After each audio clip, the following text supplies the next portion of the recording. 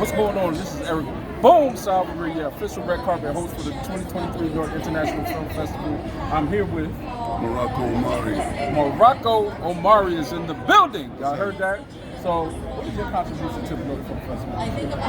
Oh man, you know, supporting. I have an actors workshop on Saturday. So we're gonna get some actors out there and check that talent out, man. You know what I'm saying? And I'm gonna try to impart some kind of wisdom, some kind of information for them. You just walk through the whole interview. all this real estate. Morocco Omori is in the building. He's got an actors workshop on Saturday. Y'all better be there. What are one or two things right here with the red carpet that you can impart to a young actor or somebody why is it important to come to a place like the International Film Festival? Actors, man, I always tell my actors, acting is great, just don't get caught doing it.